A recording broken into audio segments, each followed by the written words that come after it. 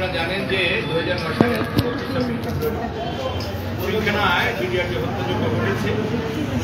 এই হত্যাযজ্ঞে আজকে 16 বছর পূর্তি হয়েছে। গতকালকে এবং আজকে আমরা সারাদিন অনেকবার বিডিআর ফ্যামিলির পক্ষ থেকে কথা বলেছি। আপনাদেরকে নতুন করে বলবার যে বিষয়টি সেটি হচ্ছে এই, ইতিমধ্যে আপনারা জেনেছেন যে মহামান্য হাইকোর্টের নির্দেশনার আলোকে একটি তদন্ত কমিশন সরকার গঠন করেছে এবং এই তদন্ত কমিশনের মূল টার্মস অ্যান্ড রেফারেন্স হচ্ছে এই, মহামান্য হাইকোর্টের কাছে এবং সরকারের কাছে এটি বিশ্বাসযোগ্যভাবে তারা আমলে নিয়েছেন যে বিডিআরে একটি হত্যাযজ্ঞ ঘটেছে।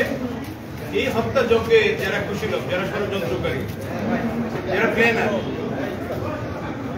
যে মামলা হয়েছে সেই মামলা যে তদন্ত হয়েছে, এই কুশীলবরা, ষড়যন্ত্রকারীরা, অর্থ যোগানদাতারা ন্যাশনাল এবং ইন্টারন্যাশনাল যে ষড়যন্ত্র ছিল এই তদন্তের আওতায় আসে না, বিটিআর আওতায় আসে এবং এই বিটিআর আওতায় না আসার কারণেই আজকে নতুন করে তদন্ত এবং ইতিমধ্যে বিটিআর এর সাবেক মহাপরিচালক ফজলুর রহমান সাহেবের নেতৃত্বে এই তদন্ত কমিশন চলবে। এই তদন্ত কমিশন যে টার্মস এন্ড রেফারেন্স, তার মধ্যে অন্যতম একটি বিষয় হচ্ছে যে রায়গুলি ইতিমধ্যে দুটো মামলায়, হত্যা মামলা ইতিমধ্যে রায় হয়েছে, সেটি হাইকোর্ট অ্যাপয়েন্ট করেছে। এই মামলা একটি বড় অংশ লিফট অ্যাপিলে অ্যাপিলেট ডিভিশনে পেন্ডিং আছে। এই অবস্থানটি অক্ষুণ্ণ রেখেই তদন্ত কমিশন তদন্ত করছে, যাতে করে এই ঘটনার সাথে দেশে এবং বিদেশে যে ষড়যন্ত্রগুলি ছিল, ষড়যন্ত্রকারীরা ছিল, তারা যেন উঠে আসে। এমনি একটি পর্যায়ে আজকে আমরা যে অবস্থার মধ্যে গতকালকে এবং আজকে বিভিন্ন মিডিয়া, বিভিন্ন মাধ্যমে যে বিষয়গুলো জানতে পেরেছি, 2009 সালে এই ঘটনায় যেভাবে ষড়যন্ত্রকারীরা, মূল কুশীলব যারা ছিলেন, যারা মূল ষড়যন্ত্রকারী ছিলেন, ঘটনা ঘটিয়েছেন এবং ঘটনা যারা ঘটিয়েছে, যাদেরকে দিয়ে ঘটিয়েছেন, ঘটনার পরপরই তাদেরকে বের হয়ে যাওয়ার নিরাপদ প্রস্থানের অ্যাক্টিভিটি করে দিয়েছিলেন। তাদেরকে আবারও ঢেকে দেওয়ার জন্য, সরিয়ে দেওয়ার জন্য আমরা নতুন একটি ষড়যন্ত্র লক্ষ্য করছি। বিডিআর পরিবারের পক্ষ থেকে আমাদের স্পষ্ট অবস্থান হচ্ছে এই, আগে যেমনটা করেছিল যে এই বিডিআরের মধ্যে একটা অংশকে বলা হচ্ছে বিডিআর, আর একটা অংশ বলা হচ্ছে সেনা সদস্য। একটি অংশকে মৃত্যুদণ্ড দিয়েছে, একটি অংশকে যাবজ্জীবন দিয়েছে, একটি অংশকে বিভিন্ন মেয়াদে সাজা দিয়েছে, আর একটি অংশকে খালাস দিয়েছে। হাইকোর্টের মামলা আমরা এভাবে রায় পেলাম, এখানে ঠিক একইভাবে একটি অংশে যে খুনের রায় ছিল, মৃত্যুদণ্ড ছিল, সেটি বহাল রেখেছে, একটি অংশের যাবজ্জীবন বহাল রেখেছে। যারা বিভিন্ন মেয়াদে ছিলেন তাদেরকে কেউটা বহাল রেখেছে, তাদের আবার কাউকে খালাস দিয়েছে। যারা খালাস ছিলেন, এতে খুবই নগণ্য একটি অংশকে দণ্ড দিয়েছে, যারা খালাস ছিলেন তাদেরকে খালাস রেখেছে। ইতিমধ্যে এই জনমানি আদালতে বিস্ফোরক মামলা যেখানে চলছিল, সেই বিজ্ঞ আদালত ইতিমধ্যে 178 জনকে যারা খালাসপ্রাপ্ত তাদেরকে জামিন দিয়েছে। আমরা আশা করছি এই আদালতের চলমান প্রক্রিয়ায় যারা বিভিন্ন মেয়াদে সাজা পেয়েছিলেন, যাদের সাজা ইতিমধ্যে সারবা উঠেছে, আমরা আশা করছি এই আদালত তাদেরকেও মুক্তি দেবেন, তারা মুক্তি পাবে। এমনি একটা অবস্থার মধ্যে এসে যখন একদিকে কেউ মুক্তি পাচ্ছেন, একটি অংশ মুক্তির জন্য প্রহর গুনছেন, আইনানুগভাবে তদন্ত কমিশন তদন্ত করছে, ঠিক তেমনি ভাবে আজকের এই দিবসকে জাতীয় সেনা দিবস ঘোষণা করা হয়েছে। আমরা প্রথমেই সরকারকে সাধুবাদ জানাই। এই জন্য সাধুবাদ জানাই যে কোনো না কোনো একটি ফরম্যাটে, কোনো না কোনো একটি শব্দের বহরে এই দিনটিকে স্মরণ করার জন্য জাতীয়ভাবে একটি দিন ঘোষণা করা হয়েছে। আমরা আরো খুশি হতাম, আরো ভালো হতো যদি এই দিনটাকে জাতীয় সেনা দিবস না ঘোষণা করে জাতীয় বিডিআর দিবস ঘোষণা করা হতো। কেন হতো? কারণ ঘটনাটির সাথে দুটি শব্দ ব্যাপকভাবে জড়িত, একটি হচ্ছে বিডিআর, একটি হচ্ছে পিলখানা। পিলখানা হত্যা দিবস হলে অনেক বেশি ভালো হতে পারত। পিলখানা হত্যা দিবস, হত্যা শব্দটি কিছুটা নেগেটিভ, সেটা না করেও যদি বিডিআর হত্যা দিবস এই নামে হতো, জাতীয় বিডিআর হত্যা দিবস, তাহলে অনেক ভালো হতো বলে আমরা মনে করছি। তারপরও এই দিনটিকে জাতির সামনে একটি কলঙ্কজনক দিন হিসেবে জাতির সামনে গোটা জাতিকে, জেনারেশনকে জানানোর জন্য যে দিবসটি ঘোষণা করা হয়েছে, আমরা মাননীয় প্রধান উপদেষ্টা সহ সরকারকে সাধুবাদ জানাচ্ছি। এবং একই সাথে এই দিনটিকে, এই শব্দটিকে রিফর্ম করা যায় কিনা, রিকারেক্ট করা যায় কিনা, সেই জন্য আমরা নিবেদন করব যে এই দিনটিকে জাতীয় মিডিয়ার হত্যা দিবস ঘোষণা করার জন্য। একইভাবে আমরা যে বিচার প্রক্রিয়া আছে, এই বিচার প্রক্রিয়ার মাধ্যমে যে যেভাবে যেখানে আছে সেই বিচার প্রক্রিয়াকে অনাহূত কোনো শব্দ বলে, কোনো দায়িত্বশীল ব্যক্তির দায়িত্ব জ্ঞানহীন কোনো আচরণের মাধ্যমে যারা নিষ্পাপ, যারা কোনো অন্যায় করেননি, আমি একটি উদাহরণ দিয়ে আপনাদেরকে বলতে চাই। যিনি মৃত্যুদণ্ডপ্রাপ্ত হলেন হত্যা মামলায়, তিনি যেমন জেলে ছিলেন, যারা খালাস পেয়েছিলেন এই দীর্ঘ 17 বছর, তারাও তেমনি জেলে আছেন। তাহলে একটি বিষয় পরিষ্কার যে আমরা এই বিডিআর সদস্যদের জন্য ন্যায় বিচার নিশ্চিত করতে পারিনি। যার কারণে আজকে আবার তদন্ত কমিশন হচ্ছে এবং আমরা আশা করছি যে তদন্ত কমিশনের মাধ্যমে যারা প্রকৃত অর্থে অপরাধী তারা যেমন বিচারের আওতায় চলে আসবে।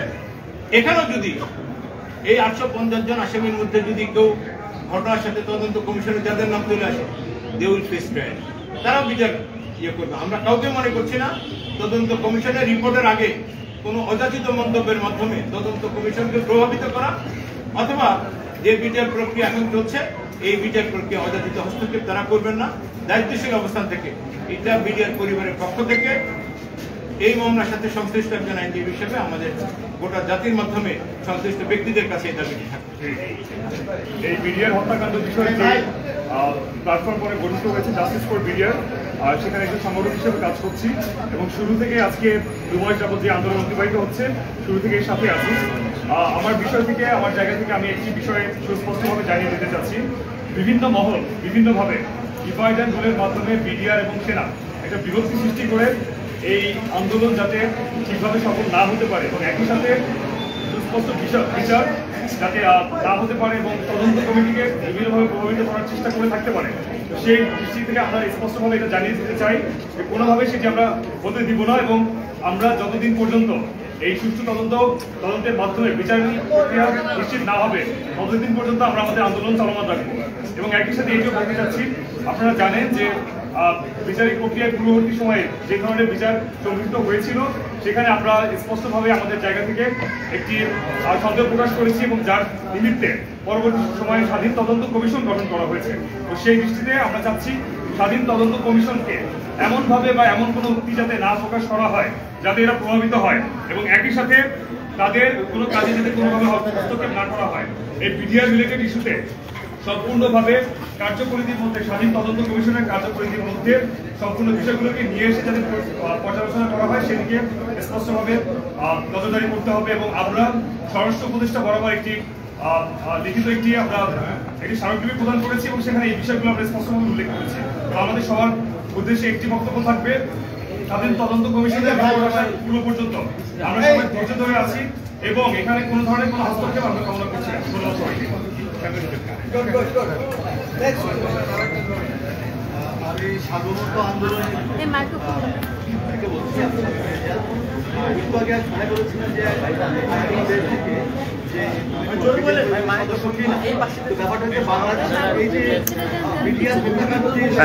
রাসেল এই মাইক্রোফোনটা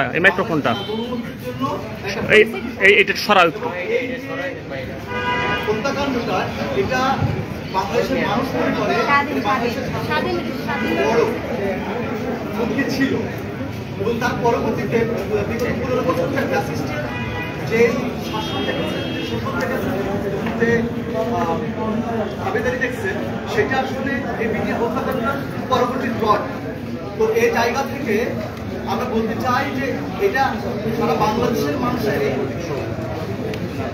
বাংলাদেশের মানুষের একটা চাওয়া যে এটা আসলে সঠিক তদন্তের মাধ্যমে সঠিক তথ্য প্রকাশ করতে হবে।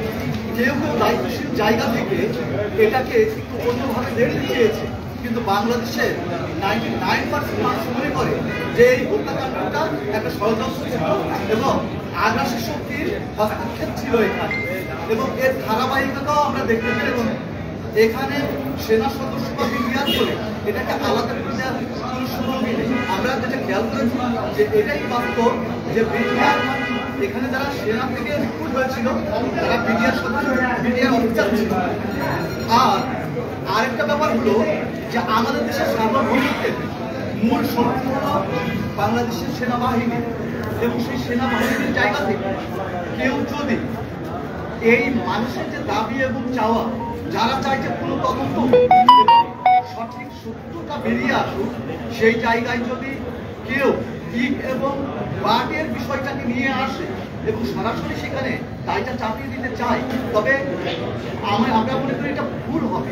কারণ আপনাকে মানুষ বিশ্বাস করতে চায়, বিগত দিনের যে ময়লা আপনার গায়ে লেগে আছে সেইগুলো মানুষ ভুলে যেতে বসেছিল। আমাদের মানুষকে ভুলে যেতে হবে একমাত্র বাংলাদেশের স্বার্থে। আমরা বরাবরই চেয়েছি স্বাধীনতা আন্দোলন থেকে যে বিডিআরের যারা প্রকৃতদর্শী তাদের শাস্তি হতেই হবে এবং তাদের মাধ্যমে